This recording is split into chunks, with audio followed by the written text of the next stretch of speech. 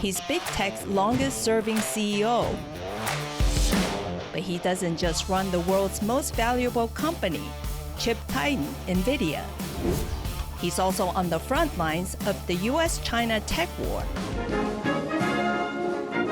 From that superpower showdown to fears of an AI-driven jobs apocalypse, you're not going to lose your jobs to AI. To how long he plans to lead Nvidia. I hope to die on the job. That would be the dream come true. CNA Correspondent, a conversation with Jensen Huang.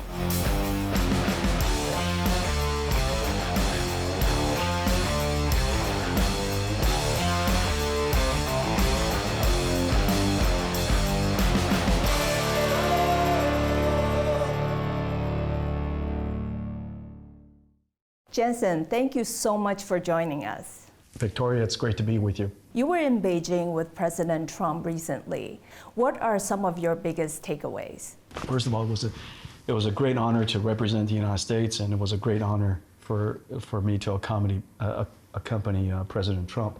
He called me in the morning. He didn't realize I wasn't going, and he insisted that I get on the plane and go. And so I packed up in a hurry. He called me in the morning as he was leaving, and he thought I was in Washington, D.C. to jump on Air Force One, but I was in the West Coast. And so he told me, just, meet me in Alaska. And so I flew to Alaska, jumped on Air Force One, and went to China. I was there with 16, I think, other CEOs, and it represents quite a large collection of great companies, from consumer electronics, of course, to industrials and automotive, and all the way to financials and biotech. And so it was a large collection of industry that was represented. And the conversations were really welcomed. President Xi, Premier Li Qiang were extremely welcoming, and they spoke about cooperation and a stable relationship, and that China would be an open market and even more wide open than before. But reports suggest that China hasn't purchased any of the Nvidia's H200 chips, despite US export approval, as it pushes for its own chips. Could that actually eventually make China your greatest rival? Well, China is going to be everybody's greatest rival. I mean, that goes without saying, because they have such an extraordinary local market. It is completely uniform. Just like the United States, every single state speaks English. China, every province speaks Chinese. And that's a substantial advantage versus Europe, where every single country speaks a different language. Or countries where everybody speaks the same language, but the market's not very big. And they have really treasured and valued science and technology. The companies are very competitive, super vibrant. Incredible companies, from Alibaba to Xiaomi to Tencent, Baidu, and these amazing companies, large and also so many small companies that are so vibrant. And so I think it goes without saying that China's pace of innovation and its own natural resources, including its people and its culture, will almost certainly guarantee that China will compete with every industry. And they are very competitive.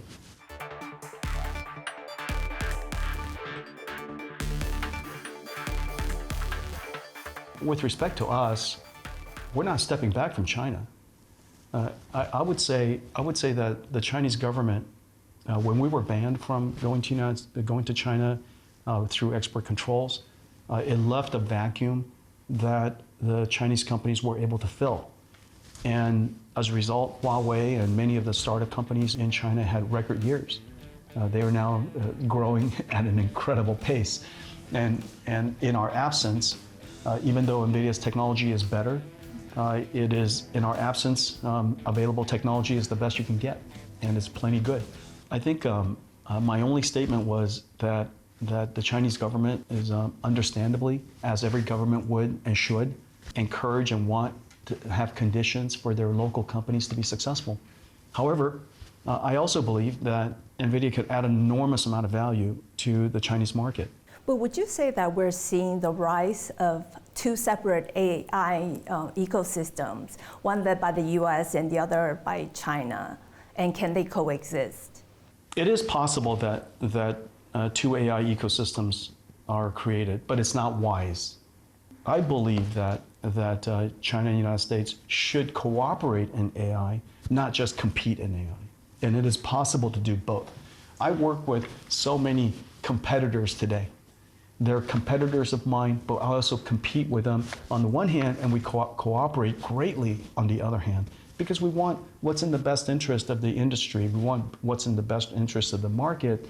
We want what's best interest for society. AI is really a 5-layer cake. To think about it, from the lowest level, it requires energy because AI is produced, generated in real time. The next level is chips. This is where Nvidia is and where a lot of the companies in Taiwan are. And the layer above that is infrastructure. Land, power, data center, as well as the cloud service software that turns the chips into a cloud service, into a data center. The layer above that is where most people think about when they think about AI, which is the models. ChatGPT was revolutionary.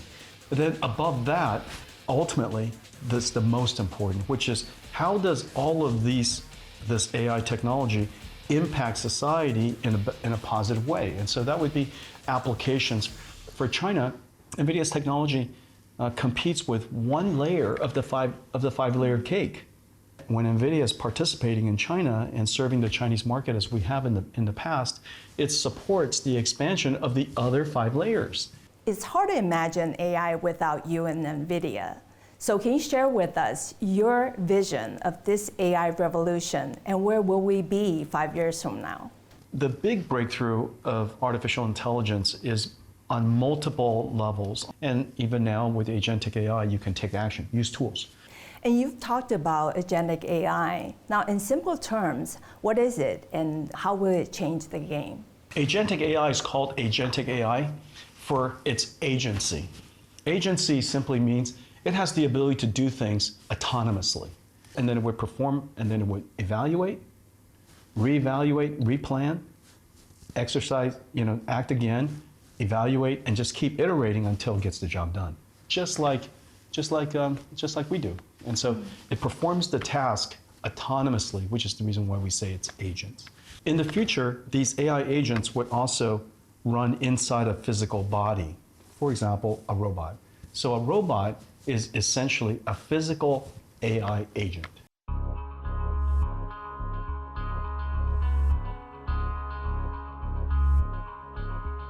We are seeing more and more companies cutting jobs while they're investing heavily in AI. What do you say to people who are afraid of losing their jobs to AI?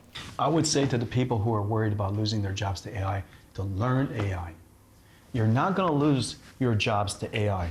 You're going to lose your job to somebody who learned AI better than you. When the PC came along, the PC didn't take people's jobs. The people who didn't learn how to use PCs were left behind. And so my recommendation is don't allow yourself to be left behind by AI. Let's talk about what's going on. It's more likely that the companies with ambition will be more productive, they will do things faster, their company would increase in velocity.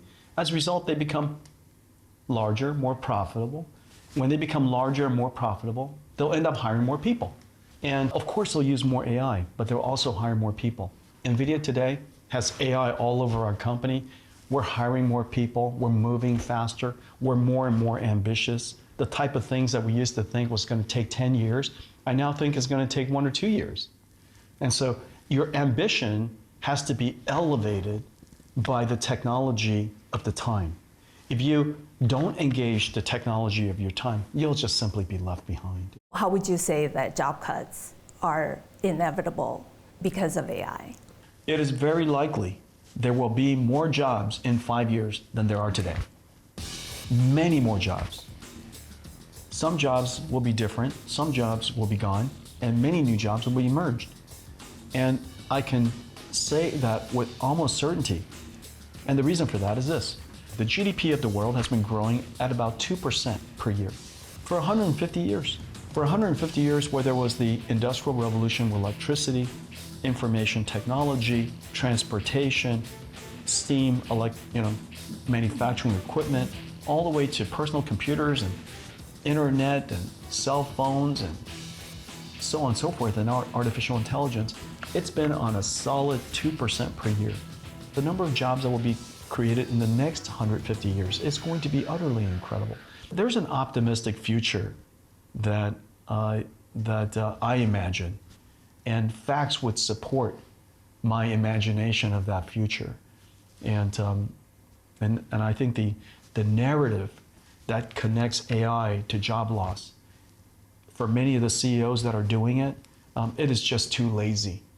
It's just too lazy. AI has just arrived. How is it possible they're already losing jobs? How is it possible that AI became productive and useful only 6 months ago, and they were somehow laying people off 2 years ago because of AI? It doesn't make any sense. It was just a way for them to sound smart, and I really hate that. I think we're scaring people, and that's irresponsible.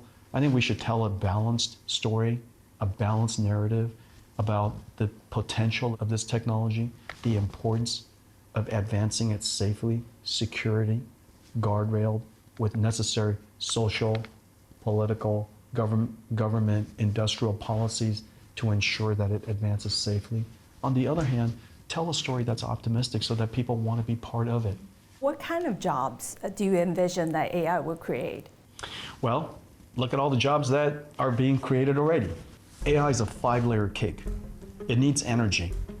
The country, the company, the region, Taiwan, the island, if limited by energy, would simply be left behind. You need energy in order to enjoy this new industry. Anybody who's in the power generation, energy generation industry, their stock prices are going up, they're hiring more people, their revenues are increasing. The next layer up is chips. Every single partner of Nvidia's stock price has tripled in just a couple of years. And so you could see it's, of course, creating a lot of jobs. The next layer above that is infrastructure. Look at how many data centers are being built around the world, how much land is being dedicated to building data centers. And so electricians and plumbers and construction workers, architects and designers and technicians and networking engineers, just the number of jobs that are being hundreds of thousands just in the United States alone. And so probably millions around the world. And then just keep going up. Every single layer. And then one more statistic. Last year was the single largest year of venture capital investments in human history. $100 billion in just 1 year went into AI native companies. Whole bunch of jobs being created. And so my point is, it's more likely that AI will elevate your job, elevate the purpose of your job if you became expert at it. Try to engage it. Don't be afraid of it. And for all the parents out there, what do you suggest their kids should be studying in order to stay relevant in the age of AI? I think that it won't matter. All the things that used to matter are still things that are going to matter in the future. So whatever you decide is your passion, the only one thing that you have to do is to make sure that you ask yourself, how can AI help elevate my learning, my craft, my purpose? Here's my simple test for all the audience. What are you advising your children to do? Are you advising them to engage AI or to reject AI and be left behind? Coming up, Jensen Huang talks about leadership, running a company like an Asian parent, and answers the question. What kind of leader do you think should succeed you?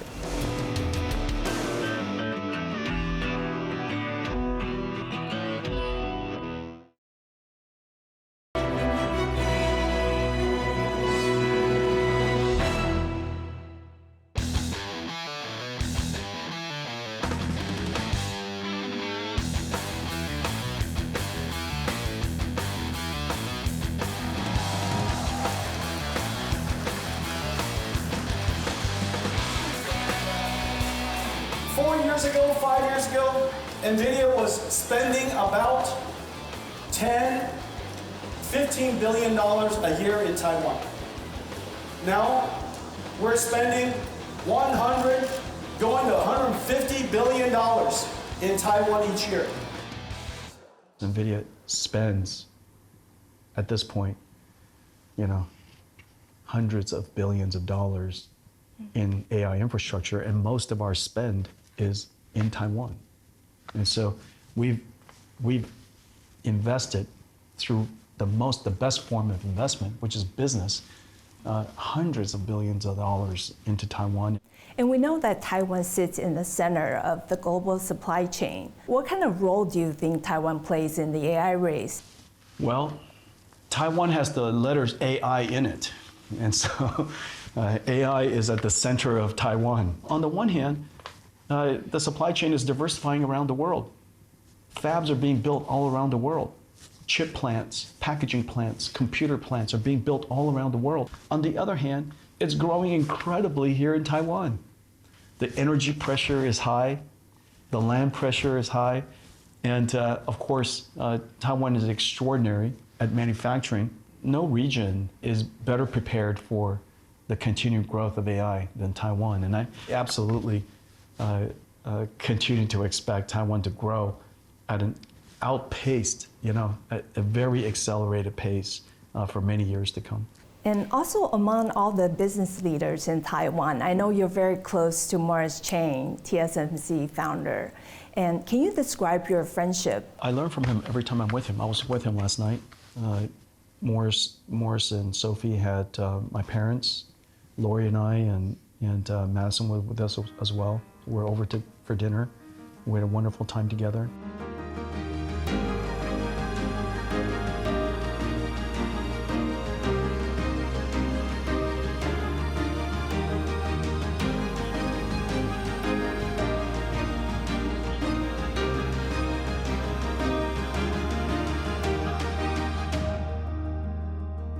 When I came to Taiwan for the first time after I left when I was 5 years old, I came back for the first time to see Morris. And I've been coming back a lot since then. Without TSMC and Morris, Nvidia wouldn't be here today. And it was the support and the friendship and the risk that they take. And back in the old days when we were quite small, all of the things that and our growth together, our innovation together, and of course, the creation of the AI industry that we know today together. All of that, all of our journey and all of our history are highly intertwined.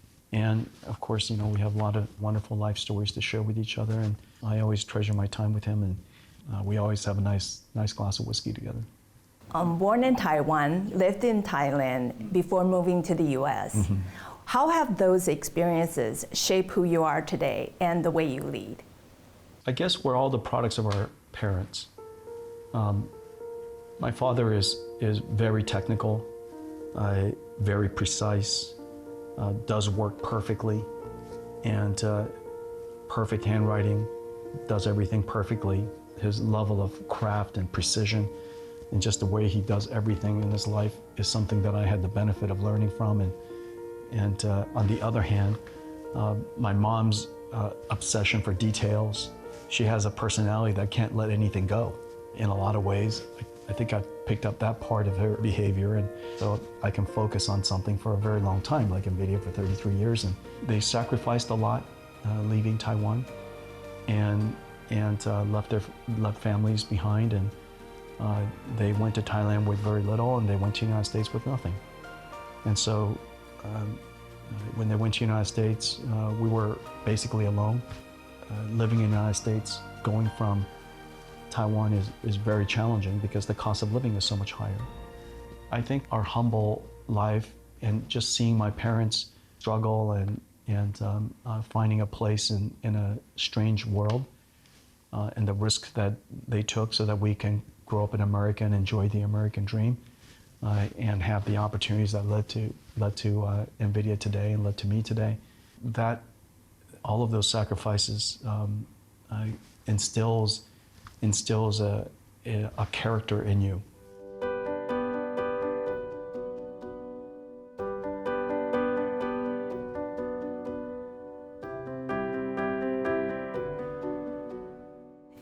company, you're known to be a tough boss. And you've said that you rather torture people to greatness than to fire them. Well, it's not physical torture. No, it's torture the same way that Taiwanese parents torture people, you know. In a Taiwanese parent, nothing is ever good enough. Nothing is ever good enough. And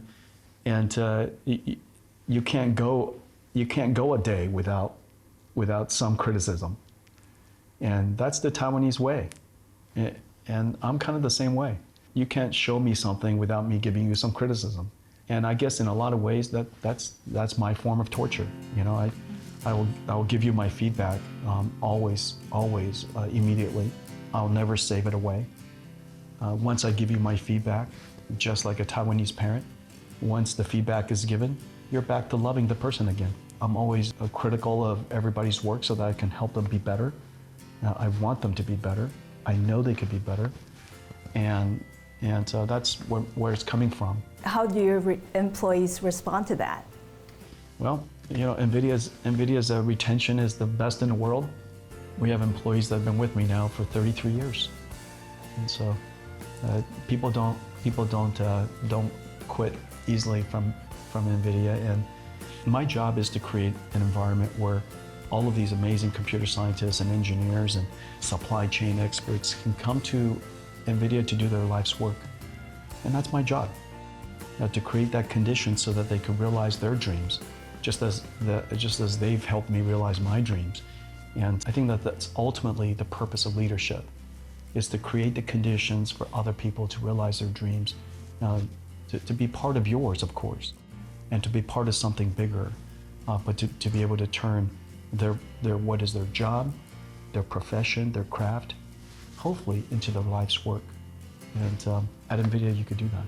And we know that you work 7 days a week. What drives you day to day? I'm exhausted all the time. What drives me? It's several things. It's on the one hand, it's as basic as I don't want to fail, and I don't want Nvidia to fail, and I don't want Nvidia to fail because we have too many people who are counting on me. There's a burden on leaders that want everybody to flourish and to realize their dreams and to hopefully succeed with us. There's a burden that comes with that, and that gets me out of bed every day. At the same time, there's a hopeful, optimistic, ambitious part of me that wants to build something that makes an impact, makes a contribution. There's a dreamer part of me that wants to create that future and hope to see it in my lifetime. And so I'm in a hurry to have it come true. And so it's simultaneously the burden of success and wanting other people to come along, the fear of failure, that somehow, because of how I was raised, because Nvidia has enjoyed and gone through a lot of very difficult time. It was not easy to build Nvidia. It was not easy to be here today, and all of the struggles can never leave my body. You know, once you've struggled as deeply as Nvidia has, as I've had the benefit of, it becomes part of your character and it never leaves you. Some people have said that you still have another 30 years running Nvidia. What do you think about that? I would like to work as long as I can. You know, I hope to die on the job. that would be a dream come true. I can't imagine a more meaningful life. I'm surrounded by my family, my kids. Both of them work in Nvidia, and I have the benefit of seeing them all the time, and I'm proud of them, and the company's proud of them, and they love the company, and so I get to see them all the time. Lori's been with me for a long time, our whole life, and she's been part of Nvidia every step of the way, and I'm surrounded by the love of my parents and my family that part of this journey with me, and so I can't imagine doing anything else, frankly. And what kind of leader do you think should succeed you? Leadership is about creating the conditions for other people to be empowered. And so I constantly explain our strategy transparently. I constantly reason about complicated situations in front of people so that they could help me double check my reasoning, patterns and my reasoning logic. On the other hand, you're also exposing them through how you think through complicated and ambiguous, uncertain circumstances. And so the combination of empowering people, letting them run, aligning early on what our strategies are, our guardrails are, and then reasoning in front of people really helps everybody become more successful, become more empowered. The next generation, the next leader of NVIDIA is already working there. It's my job to cultivate hundreds of amazing choices. And you just never know who the right next person is. And the reason for that is because we don't know what NVIDIA is going to be like in 30 years or 10 or 20. It is very likely that this leader will be in an era, a time, where intelligence is a commodity, that the ability to write code, solve problems, even scientific discovery is arguably completely automated.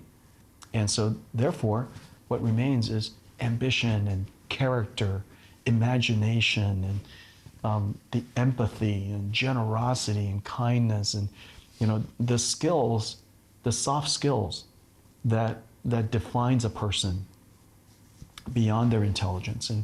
And so I think those things will likely become quite important. Thank you so much, Jensen. I really enjoy your conversation. Thank you very much, Victoria. Thank you. Thank you very much.